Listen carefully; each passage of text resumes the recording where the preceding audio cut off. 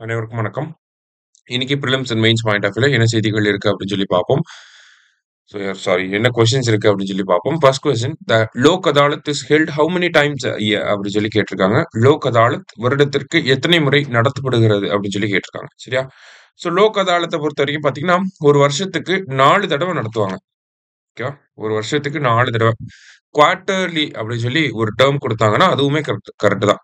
வருஷத்த 4 குவார்ட்டர்ஸா பிரிச்சு 4 குவார்ட்டர்ஸ்க்கும் ஒவ்வொரு தடவ நடத்துவாங்க. சரியா? ஸோ லோக் அதாலத் அப்படிங்கிறத நம்ம பீப்பிள்ஸ் கோர்ட் அப்படின்னு சொல்லி சொல்லுவோம்.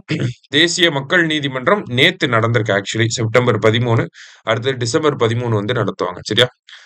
ஸோ 4 டைம்ஸ் அப்படிங்கிறது தான் கரெக்ட். அடுத்தது, the word Lok Adalat means people's court. This system is based on Gandhian principles. இந்த லோக் அதாலத் அப்படின்னா பீப்புள்ஸ் கோர்ட்னு சொல்லுவாங்க. கரெக்ட் தான். இது வந்து காந்திய கொள்கைகளின் அடிப்படையில இருக்கு. சரியா? அதுவுமே கரெக்ட் தான். ஃபர்ஸ்ட் லோக் அதாலத் எங்க ஆர்கனைஸ் பண்ணியிருப்பாங்கன்னா, குஜராத்ல 1982ல ஆர்கனைஸ் பண்ணியிருப்பாங்க. சரியா? ரெண்டுமே கரெக்டான ஸ்டேட்மெண்ட்ஸ் தான். இதுல தான் என்ன சொல்லுவாங்கன்னா, ஏடிஆர் அப்படின்னு சொல்லி ஒரு டேர்ம் சொல்லுவாங்க. ஆல்டர்னேட் டிஸ்பியூட் ரெசல்யூஷன் மெக்கானிசம் இது. சரிங்களா? இத கூட உங்களுக்கு ஃபுல் ஃபார்ம்ல கேட்கலாம் எக்ஸாம்ல. ஆல்டர்னேட் டிஸ்பியூட் ரெசல்யூஷன் அப்படின்னு சொல்லுவாங்க. சரியா? ரைட். அடுத்தது, the institution of Lok Adalat has been given statutory status under the Legal Services Authorities Act 1987.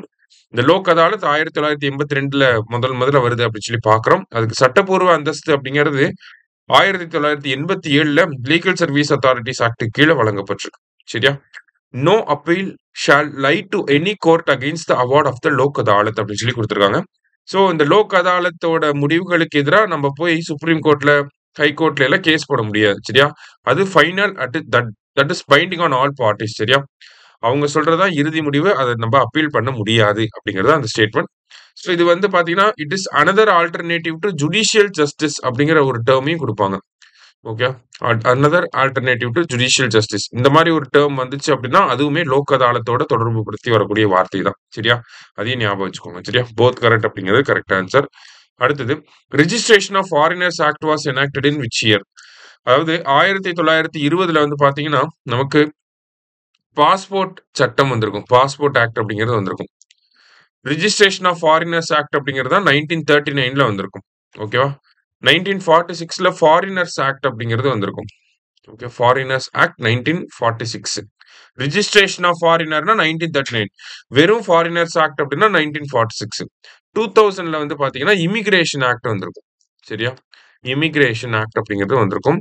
இந்த 4 சட்டத்தையும் ரீப்ளேஸ் பண்ணிட்டு தான் இப்ப என்ன சட்டம் கொண்டு வந்திருக்காங்க?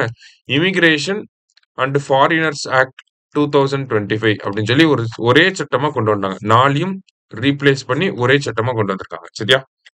கண்டிப்பா இதுல இருந்து ஒன்னு கேட்கலாம், பார்த்து வச்சுக்கோங்க. லாஸ்டா, which of the following city will host the 5th Coast Guard Global Summit? அதாவது 5வது கோஸ்ட் கார்ட் குளோபல் சம்மிட் எங்க நடக்க போகுதுன்னா சென்னையில தான் நடக்க போகுது. எந்த வருஷம் அப்படின்னா 2027ல. முக்கியமான உலகம் அளவுல பிரபலமா இருக்கக்கூடிய மாநாடுகள் சென்னையில் நடந்துச்சு அப்படின்னா நமக்கு அது கொஸ்டினா வரும். சரிங்களா? அந்த பாயிண்ட் ஆஃப் வியூல பார்த்து வச்சுக்கோங்க. சரியா? இன்னைக்கு 5 கொஸ்டின்ஸ் பார்த்திருக்கோம். தேங்க்யூ. சுரேஷ் IAS அகாடமி, வெற்றியின் முகவரி.